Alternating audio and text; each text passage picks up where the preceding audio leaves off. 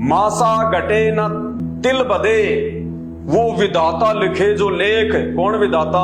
आदि पुरुष आदि राम, श्री राम का भी राम।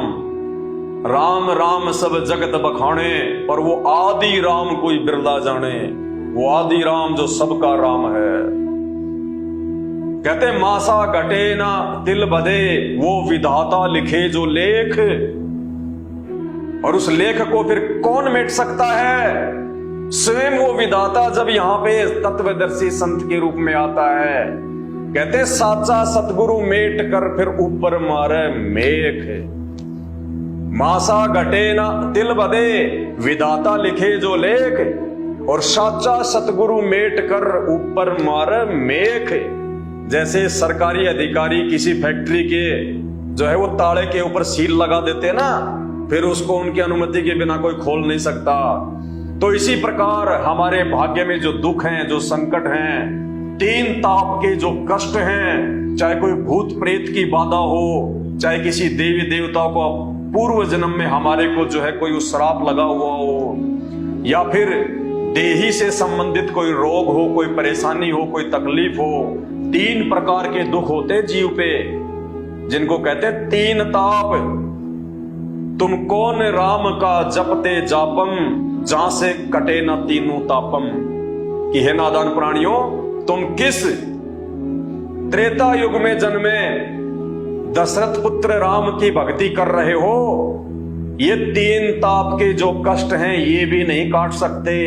ये अपने स्वयं के नहीं काट पाए, आप और हमारे कहां से काट देंगे? तीन ताप के कौन से हैं कष्ट? दैहिक, दैविक और आध्यात्मिक, ये तीन ताप के होते हैं कष्ट।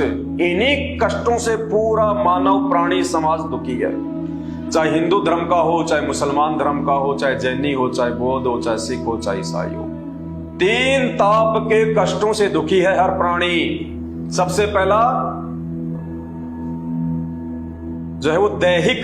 दैहिक यानी हमारे शरीर से संबंधित रोग, एड्स, कैंसर, हेपेटाइटिस बी और कोई भयंकर रोग हो गया कोई, दैहिक।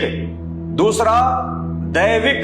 दैविक वो होता है जो किसी साधु संत या किसी देवी देवता के द्वारा हमारे को यदि पहले के जन्मों में कोई श्राप मिला हुआ हो। जैसे श्री रामचंद्र जी को नारद जी का श्राप लग गया था, और वो श्राप भोगने के लिए रामचंद्र जी को त्रेता युग में, विष्णु भगवान को त्रेता युग में रामचंद्र रूप में अवतार लेना पड़ा। एक पूरा जीवन उन्होंने अपनी पत्नी के वियोग में काटना पड़ा, नारद जी के श्राप के कारण। तो ये होता है दैविक ताप, किसी का श्राप लगा हुआ हो। तो श्री रामचंद्र जी खुद अपना दैविक ताप नहीं काट सके, नारद का श्राप नहीं काट सके, और राम रूप में आके उनको अपना वो दुख भोगना पड़ा, वो श्राप काटना पड़ा। तो ये श्री रामचंद्र जिनका जन्म राजा दशरथ के घर में हुआ था, जो त्रेता युग में आए थे, ये आदि राम नहीं है, ये पूर्ण राम नहीं है, ये सनातनी राम नहीं है। तो दैहिक, दैविक और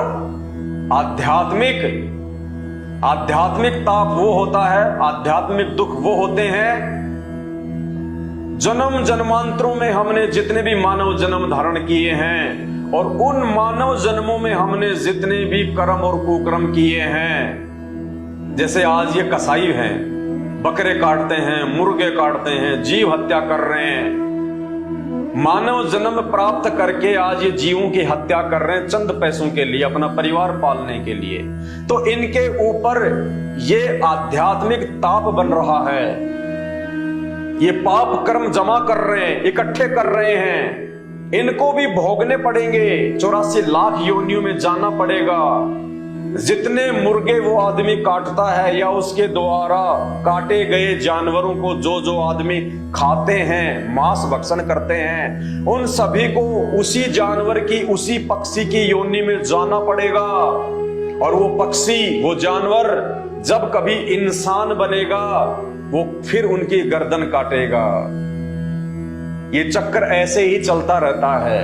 तो इस चक्कर को केवल वो आदि राम काट सकता है। इन 3 प्रकार के ताप को, इन दुखों को, दैहिक, दैविक और आध्यात्मिक, केवल 3 ही प्रकार के ये कष्ट होते हैं जिससे देवी देवताओं से लेके ब्रह्मा विष्णु महेश से लेके और हम आम प्राणी जो है वो दुखी रहते हैं। तो ये कष्ट वर्तमान में धरती पे एकमात्र धर्मगुरु, तत्वदर्शी संत, बाखबर संत रामपाल जी भगवान काट सकते हैं, अपने आशीर्वाद से काट सकते हैं, अपने सत भक्ति मंत्रों से काट सकते हैं और उनके सत्संग सुनने से कुछ हद तक ऑटोमेटिक ये कटते हैं। तो भाई और बहनों, आजमा के देख लो। अगर आप संत रामपाल जी को ज्ञान से स्वीकार नहीं करना चाहते, देखो वैसे तो संत की पहचान उसके ज्ञान से करनी चाहिए। कोई भी महापुरुष है उसकी पहचान उसके विचारों से होती है। कहते हैं साधु शब्दा परखिए। जो साधु महात्मा होते हैं, जो संत होते हैं, उनकी पहचान, उनकी परख उनकी वाणी से होती है, उनके शब्दों से होती है, उनके जो है प्रवचनों से होती है। साधु शब्दा परखिए और दुख पड़े घर नार। औरत की पहचान उस समय होती है जब उसके पति या उसके परिवार पे कोई संकट आता है, कोई परेशानी आती है, और जब वो पति अपनी औरत से कहता है कि भगवान काम धंधा भी ठीक नहीं चल रहा है, व्यापार में घाटा हो गया है, कर्जा ज्यादा हो गया है, बच्चों की फीस सर पे चढ़ गई है, घर में राशन भी पर्याप्त नहीं है, तो ऐसा कर अपने कुछ गहने मेरे को दे दे, थोड़ा इनको बेच के या इनको किसी सुनार के पास में जो है वो गिरवी रख के अपन थोड़ा अपना पारिवारिक स्थिति को ठीक कर लेते हैं, और जैसे समय सही आएगा अपन पैसे देके वापस उनको छुड़वा लेंगे। तो उस समय वो औरत यदि ये कहती है कि नहीं, ये तो मेरे माता पिता के दिए हुए हैं, ये तो मेरे माँ बाप ने अपनी मेहनत की कमाई से दिए थे जब मेरी शादी हुई थी, मैं कैसे दे दूं, तो समझ लेना वो औरत आपके दुख में और सुख में भागीदारी नहीं है। तो कहते हैं साधु शब्दा परखिए और दुख पड़े घर नार, और सूरवीर जद जानिए जब रण बाजे तलवार। जो सूरवीर होता है, जो योद्धा होता है, उसकी पहचान उस समय होती है जब युद्ध के मैदान में आमने सामने टक्कर होती है। यदि वो पीठ दिखा के नहीं भागता है और लड़ते लड़ते चाहे उसके शरीर का एक एक पुर्जा ही क्यों ना जो है उकट पड़े, वो पीठ दिखा के नहीं भागता। कहते सूरवीर आदमी की, योद्धा की पहचान युद्ध के मैदान में होती है, और अगर वो डर के मारे पीठ दिखा के भाग जाए तो समझ लेना वो सैनिक नहीं है, वो योद्धा नहीं है, वो कायर है। तो कहते हैं साधु शब्दा परखिए दुख पड़े घर नार, और सूरवीर जद जानिए जब रण बाजे तलवार। तो आज संत रामपाल जी की पहचान, पूर्ण संत की पहचान उनके प्रवचनों से होगी, उनके सत्संगों से होगी, उनके विचारों से होगी, उनके ज्ञान से होगी। तो ये शास्त्र ही आधार हैं। चारों वेद और पवित्र गीता जी ये भक्ति का आधार है, ये संपूर्ण मानव जाति के लिए है। ये चारों वेद और गीता जी मुसलमान धर्म के लोगों के लिए भी हैं, हिंदुओं के लिए भी है, जैन, सिख, बौद्ध और ईसाई भाई बहनों के लिए भी है। क्योंकि जिस समय ये गीता जी का ज्ञान दिया गया था और ये वेद लिखे गए थे, उस समय धरती पे कोई भी धर्म नहीं था, केवल वैदिक धर्म था। वैदिक धर्म यानी वेदों के अनुसार लोग साधना करते थे, बाकी कोई धर्म नहीं था, ना हिंदू, ना सिख, ना ईसाई, ना मुसलमान, ना जैनी, ना बौद्ध। तो इन धर्म शास्त्रों के अनुसार यदि आपके गुरु जी का ज्ञान है, इन धर्म ग्रंथों के अनुसार यदि आपके गुरु आपको ज्ञान दे रहे हैं, मंत्र दे रहे हैं, साधना बता रहे हैं, और इन धर्म ग्रंथों के अनुसार ब्रह्मा विष्णु महेश 33 करोड़ देवी देवता, उनकी माता दुर्गा और पिता काल, मुसलमान धर्म में जिसको शैतान कहा गया है, ये पूजा के योग्य नहीं है, ये पूजा के लायक नहीं है, इनकी पूजा से ना आपको सुख मिल सकता, ना आपके ऊपर कोई आवश्यकता से ज्यादा, आपके संस्कार से ज्यादा संकट आ सकते हैं। ये तो एज ए मैनेजर की तरह काम करते हैं, उस परमात्मा के नुमाइंदे बन के, उस परमात्मा के नौकर बन के, आदि पुरुष के नौकर बन के। और वो आदि पुरुष आज धरती पे स्वयं सतगुरु रामपाल जी भगवान के रूप में प्रकट है। तो भाई वर्तमान में उनकी शरण में आके जो लाभ आप प्राप्त कर सकते हैं, वो लाभ आपको 7 जन्मों में भी ये हमारे धर्मों के धर्म गुरु और मनमुखी रूप से आप चाहे कितना ही गीता जी का पाठ कर लो, कितना ही आप जी कुरान शरीफ की आयतें पढ़ लो, कितना ही आप जी भागवत सुधा सागर की ये कथाएं सुन लो और कर लो, नहीं मिल सकते। और इसका जीता जागता प्रमाण है, एक रितेश्वर जी महाराज हैं, हिंदू धर्म गुरु, वर्तमान में भयंकर रूप से कैंसर से पीड़ित हैं और दुनिया को श्री भागवत सुधा सागर की वो कथाएं सुनाते हैं और कैंसर से पीड़ित हैं, बेड पे हैं, अंतिम श्वासें गिन रहे हैं। एक श्री प्रेमानंद जी महाराज हैं, कैंसर से पीड़ित हैं, डायबिटीज उनको, हाई ब्लड प्रेशर उनको, दोनों उनकी जो है वो किडनियां फेल हैं, फिर भी मनमुखी साधना को जो है वो पकड़ के बैठे हैं। और आज से पहले हमारे सनातन धर्म में जितने भी साधु संत महात्मा हुए हैं, विशेषकर इन 500 वर्षों में आप उनका इतिहास उठा के देख लो, सभी साधु संतों की अकाल मृत्यु हुई है, दुर्गति से मौत हुई है, बीमारियों से मौत हुई है, तो किसी को जहर दे दिया गया। अरे भक्ति करते करते भी अगर ऐसे मृत्यु होनी है तो क्या आवश्यकता फिर भक्ति की, क्या आवश्यकता फिर भगवान की? फिर क्या लाभ दिया उस धर्मगुरु ने आपको? तो भाई सच्चा सदगुरु वर्तमान में संत रामपाल जी हैं। अगर कोई उनकी मर्यादा में रह के, उनके 11 नियमों में रह के अगर उनकी साधना करेगा, उनकी भक्ति करेगा, संत रामपाल जी स्टाम्प पे लिख के देते हैं, स्टाम्प पे, कि आपको जिंदगी में कभी कोई महामारी छुएगी नहीं। लगना तो दूर की बात है, कोई भी महामारी आपको छू भी नहीं सकती। आपकी आंखों के सामने कभी आपके घर में कोई अमंगल नहीं हो सकता। आपके रहते सहते आपकी आंखों के सामने आपके बेटा बेटी की कभी अकाल मौत नहीं हो सकती, एक्सीडेंट में मौत नहीं हो सकती। औरत कभी विधवा नहीं हो सकती, वो अपने पति से पहले नहीं मर सकती, सॉरी, वो अपने पति से जो है वो पहले मरेगी, पहले उसका पति नहीं मर सकता। वो दुख औरत नहीं उठा सकती अगर संत रामपाल जी की शिक्षा है तो, और अगर उनके 11 नियमों में है तो। आपके काम धंधे में, आपके व्यापार में कभी कोई नुकसान नहीं हो सकता। परमेश्वर आपको वो इच्छित वस्तुएं अवश्य देगा, जिन इच्छित वस्तुओं के चलते आपके भक्ति में किसी प्रकार का कोई रोड़ा, कोई बाधा, कोई विघ्न उत्पन्न ना हो। वरना क्या आवश्यकता है फिर भक्ति और भगवान की? तो भाई और बहनों, अविलंब, बिना देरी किए पहचान कर लीजिए संत रामपाल जी की, सच्चे संत की, सच्चे धर्मगुरु की। अभी समय है आपके पास में, कहीं ऐसा ना हो ये मौका हाथ से निकल जाए, ये मानव शरीर आपका छूट जाए। क्योंकि जब तक आप संत रामपाल जी की शरण में नहीं आते हैं, तब तक आप उस काल की हद में हैं, आप उस काल की शरण में हैं, आप उस काल के पुत्र ब्रह्मा विष्णु महेश की शरण में हैं, 33 करोड़ देवी देवताओं के अधीन हैं। कहीं ऐसा ना हो कि आपके प्रारब्ध के अनुसार आपकी मृत्यु आ जाए और आप ये मानव शरीर को छोड़ दो।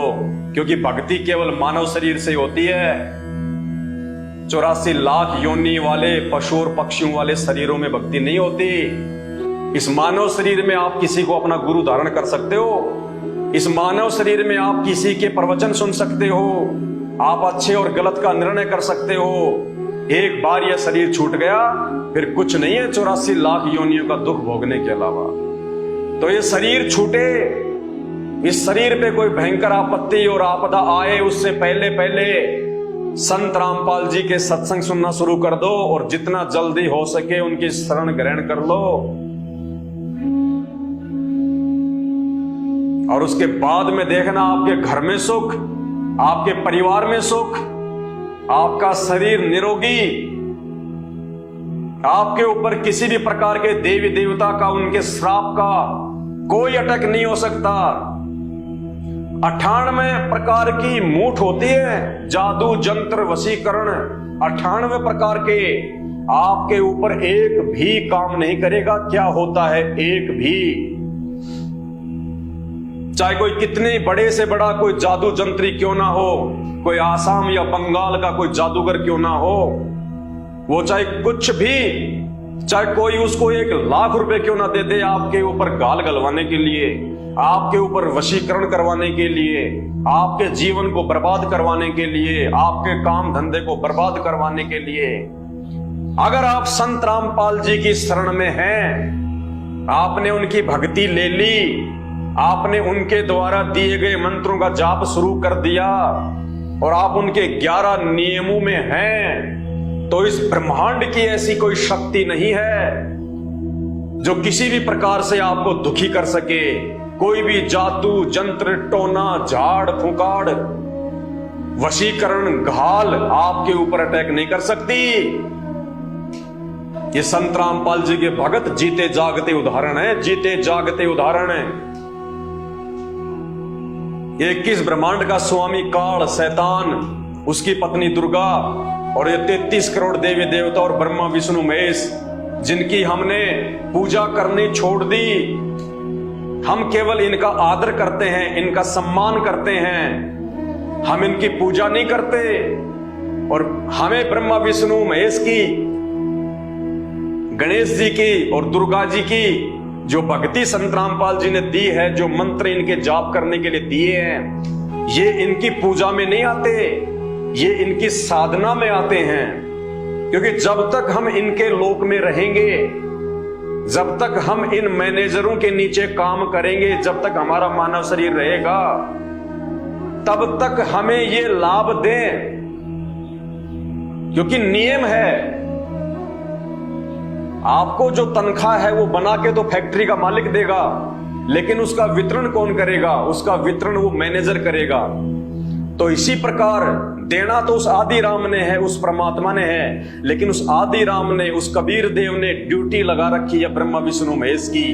तो ब्रह्मा विष्णु महेश के माध्यम से ही हमारे को यहाँ की सुख सुविधा मिलेगी। इसीलिए संत रामपाल जी ने हमारे को उन देवी देवताओं को आकर्षित करने के लिए तुरंत प्रभाव से वो हमें लाभ दें। इसलिए हमें उनकी साधना के लिए, जब तक हम यहाँ इस मानव शरीर में रहेंगे, यहाँ की सुख सुविधाएं हमारे को मिलती रहेंगी, तो हमारी भक्ति में कोई बाधा उत्पन्न नहीं होगी। इसलिए उन्होंने हमारे को इनके मंत्र दिए हैं, ताकि ये हमारे को उन मैनेजरों की तरह समय पे वो तनख्वाह देते रहें, हमारे को लाभ देते रहें।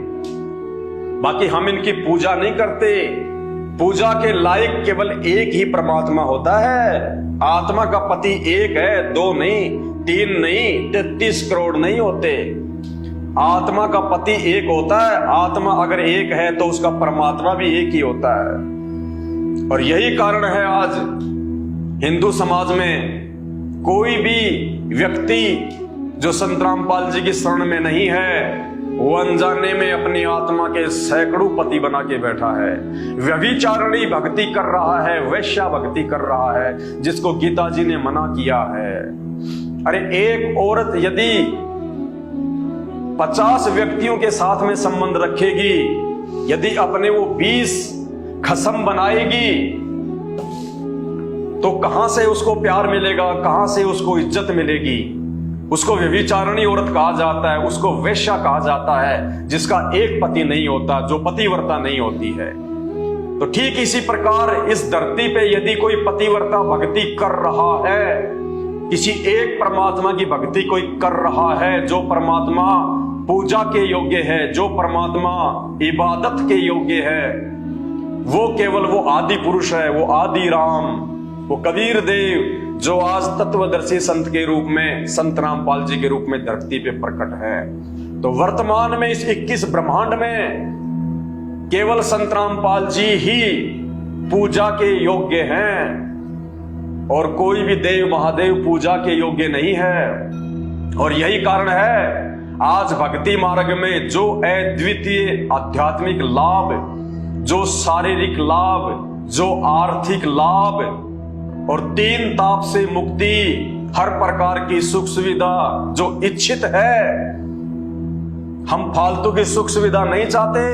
हमें ज्ञान दे दिया परमात्मा ने, हम भौतिक वस्तुओं के पीछे अंधे होके आम प्राणियों की तरह नहीं दौड़ते। कहते साईं इतना दीजिए जिसमें कुटुंब समाओ, हम भी भूखे ना रहें साधु न भूखा जाए। बस हमें संत रामपाल जी ने इतना ही मांगना सिखाया है उनसे, और हम केवल अपने गुरुदेव भगवान से मांगते हैं। हम ब्रह्मा विष्णु महेश से डिमांड नहीं करते, ब्रह्मा विष्णु महेश से मांग नहीं करते, हम दुर्गा से मांग नहीं करते, उस शैतान से मांग नहीं करते। 33 करोड़ देव देवताओं की तो बात ही छोड़ दीजिए, वो तो खुद भिखारी हैं। जब अपन का इतिहास पढ़ेंगे ये तो खुद भिखारी हैं। अरे जब श्री रामचंद्र जी लंका पे चढ़ाई करने गए तो नारद जी आके उनको मिले और नारद जी ने कहा कि भगवान यदि आपको रावण के ऊपर विजय प्राप्त करनी है तो मैं आपको एक विधि बताता हूं। और नारद ने श्री रामचंद्र जी को विधि बताई। और क्या विधि बताई? दुर्गा पूजन। रामचंद्र जी ने दुर्गा का पूजन किया, नवरात्रे के व्रत किए, ये सोचकर कि मेरे को कोई शक्ति मिल जाए, मेरे को कोई वरदान मिल जाए और मैं रावण को जीत सकूं, विजय प्राप्त कर सकूं, अपनी पत्नी को वापस लेके आ सकूं। अरे आदि राम किसी की भक्ति नहीं करता। आदि पुरुष जिसने पूरी सृष्टि रची है उसको किसी की भक्ति करने की आवश्यकता नहीं पड़ती है। आदि राम को किसी के आगे हाथ फैलाने की आवश्यकता नहीं पड़ती है। कहते दाता एक राम, भिखारी सारी दुनिया। वो आदि पुरुष, वो आदि राम, वो दातार है, वो सबको देने वाला है, बाकी सब दुनिया भिखारी है। तो जितने भी देवी देवता हैं ये भी उसी आदि राम को पूजते हैं जैसा इनको ज्ञान है। तो श्री रामचंद्र जी आदि राम नहीं थे, आदि पुरुष नहीं थे, वो तो नवरात्रि का व्रत किया करते थे। तो वो आदि पुरुष, वो आदि राम आज धरती पे संत रामपाल जी हैं। भाई और बहनों, परमात्मा ने आपको मानव जन्म दिया है, सोचने समझने की क्षमता दी है। जो बुद्धि परमेश्वर ने इंसान को दी है वो बुद्धि 84 लाख योनियों में और किसी पशु पक्षी के पास में नहीं है, किसी प्राणी के पास नहीं है। तो क्यों दी परमात्मा ने, जबकि हम भी तो 84 लाख योनियों में हैं। खाली हमारे शरीर की ही तो खाली भिन्नता है। आप किसी भी जानवर को देख लीजिए, उसके भी हाथ पैर हैं, आंखें हैं, नाक है, मुंह है, वो ही मलमूत्र त्यागने का द्वार है, वो ही जो है बच्चे उत्पन्न करने की उनकी प्रक्रिया है, वो ही मोह ममता उनके अंदर है, उनके भी जो है वो शरीर पे खाल है, उनके भी बाल हैं, सब कुछ वही है, वो भी लड़ते हैं, झगड़ते हैं। तो हम इंसान भी 84 लाख योनियों के अंतर्गत ही आते हैं। हम इंसानों को सम्मिलित करके ही 84 लाख योनियां बनती हैं। लेकिन इन 84 लाख योनियों में से फिर क्यों भगवान ने हमारे को ये मनुष्य जीवन दिया? आज हम एरोप्लेन में चल सकते हैं, बस में चल सकते हैं, यात्रा कर सकते हैं, भूख लग रही है तो हम खाना खा सकते हैं, किसी को अपनी पीड़ा बता सकते हैं, दर्द है डॉक्टर के पास जा सकते हैं, पैर में कांटा चुभ गया किसी को हम बता सकते हैं, हम खुद भी निकाल सकते हैं। जानवर, उसके मुंह में जीभ है, उसके भी हाथ पैर हैं, लेकिन अगर उनके पैर में कांटा चुभ जाए तो वो किसी को उठा के दिखा नहीं सकते कि मेरे पैर में कांटा चुभ रहा है, ये कांटा निकाल दो।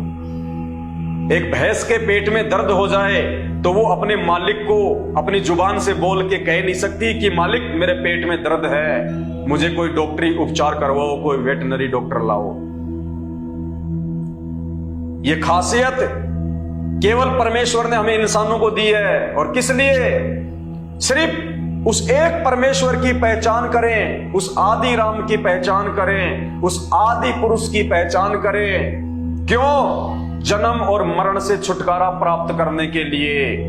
क्योंकि आज हम सोच सकते हैं मानव बुद्धि में कि आज यदि इस मानव शरीर का मैंने भक्ति करके सदुपयोग नहीं किया, सच्चा गुरु धारण करके सदुपयोग नहीं किया, तो अगला जन्म मेरा उन्हीं 84 लाख योनियों में होगा। फिर ना मैं गुरु बनाने के लायक रहूंगा, ना मैं सोचने के लायक रहूंगा, ना मैं विचार करने के लायक रहूंगा।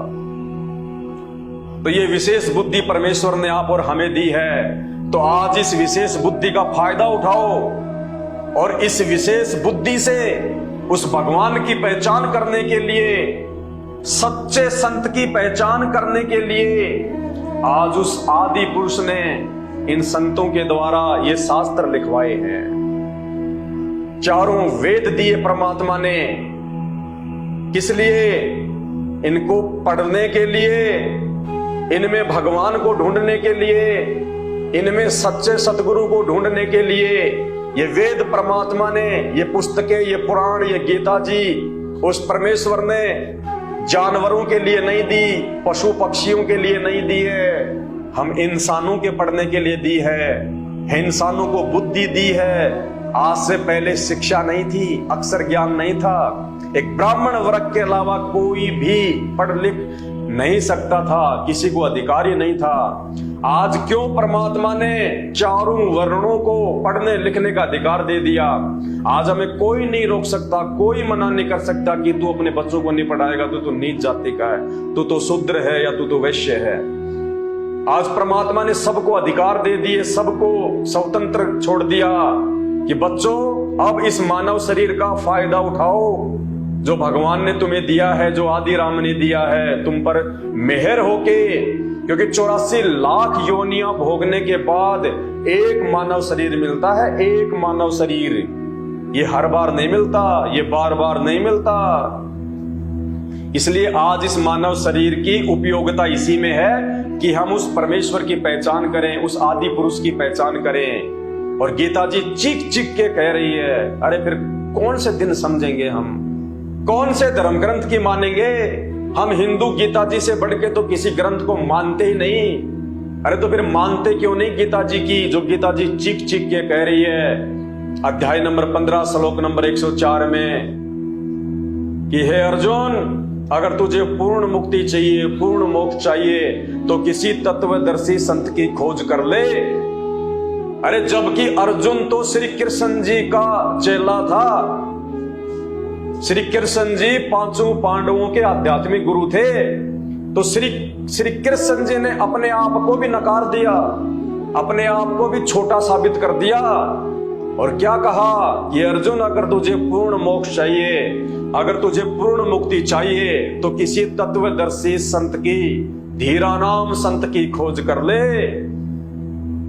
जाके तू उनको दंडवत प्रणाम कर, तू उनको जो है वो प्रसन्न कर और जैसा वो तुझे भक्ति साधना बताए उसके अनुसार भक्ति कर। तो श्री कृष्ण जी ने भी अपने आप को फैल कर दिया कि अर्जुन, ये जन्म मरण का रोग मिटाना मेरे बस की बात भी नहीं है, 84 लाख योनियों में जाने से बचाना मेरे बस की बात भी नहीं है, ये तो तुझे वो तत्वदर्शी संत ही बचाएगा। तो भाई वो तत्वदर्शी संत आज संत रामपाल जी भगवान है इस धरती पे। अरे और कैसे बताएं भाई, कैसे कहें, बोलना तो पड़ेगा ही। और जो समझदार होगा, जो उस पूर्ण परमेश्वर की अच्छी आत्मा होंगी, जिनको वास्तव में भक्ति करनी है, जिनको वास्तव में अपना रोग कटवाना है जन्म और मरण का, वो आत्माएं संत रामपाल जी के सत्संग सुनेंगी, वो उनके प्रवचन सुनेंगी और सुनेंगी तो निश्चित तौर पे उनको समझ में भी आएगा। क्योंकि ये ठीक का समय है, ये भक्ति और भगवान की प्राप्ति का समय है, ये कलयुग, ये मोक्ष प्राप्ति का समय है। इस कलयुग में ही आत्मा का मोक्ष होता है, आत्मा का उद्धार होता है। आज से पहले के युगों में ना ही तो आत्मा को भगवान की आवश्यकता पड़ती है और ना ही वो मोक्ष का समय होता है। क्योंकि आज हर प्रकार से प्राणी दुखी है, परेशान है और परेशानी में ही आत्मा अपने परमात्मा को पुकारती है, याद करती है। तो भाइयों और बहनों, देर ना करो। ये भगवान अगर एक बार हाथ से छूट गया, या उससे पहले यदि आपका ये शरीर छूट गया, फिर कुछ नहीं मिलेगा। फिर 84 लाख योनियों में कल को गधे बनेंगे, कुम्हार के नीचे रहेंगे, सारा दिन वो ईंट ढोएगा, लठ मारेगा। फिर अगले जन्म में बैल बनेंगे, एक किसान के नीचे आ जाएंगे, सारा दिन खेत में हल जोतेगा, गाड़ी में जोतेगा, माल ढोएगा और लकड़ियों से पिटाई करेगा। तो आज सुअवसर है कि हम संत रामपाल जी के प्रवचन सुन लें, अपने आप को जातिवाद से दूर करें, अपने आप को इन धर्मों की जंजीरों से दूर करें और निष्पक्ष होके अपने आत्म कल्याण के लिए संत रामपाल जी के सत्संग सुनना शुरू करें। तो ये तो केवल एक भूमिका सी बनी थी। अब आज का लाइव वीडियो अब शुरू होगा।